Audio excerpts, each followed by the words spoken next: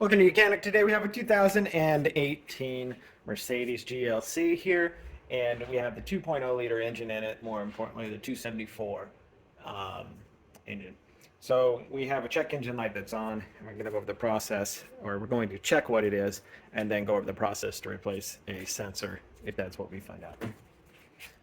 So we have scanner hooked up to the vehicle, key on, and the engine not running.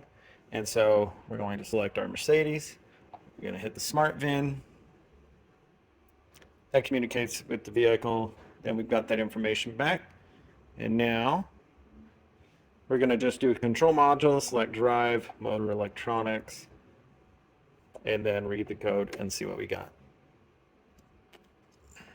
We have a pressure sensor, switch 2, or evaporative emission control system has a short circuit.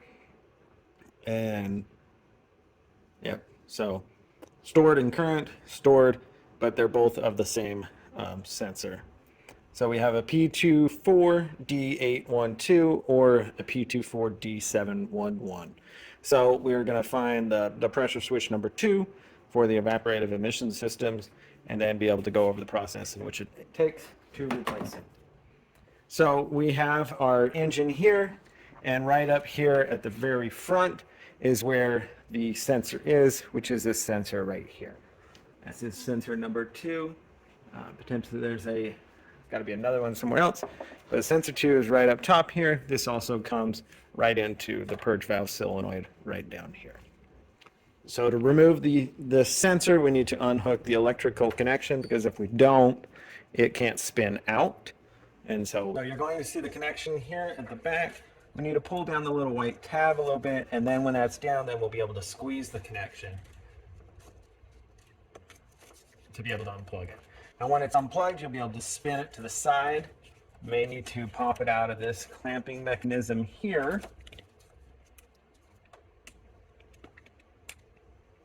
Nice and carefully though, because we don't want to break anything.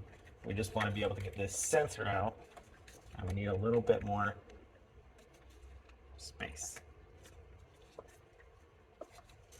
I think to really get the space, let's go ahead and unhook this clamp here, pulling it out, squeezing it together, disconnecting, and then being able to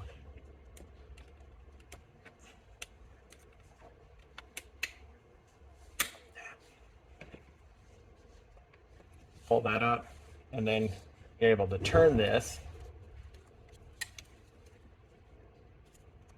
And when you're turning, there's going to be some tabs that got to line up. So just kind of, so we've came basically a full 90 degrees, and then that sensor is able to be pulled out for removal.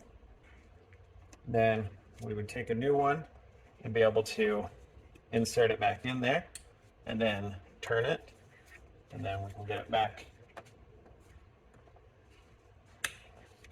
in the clamp here.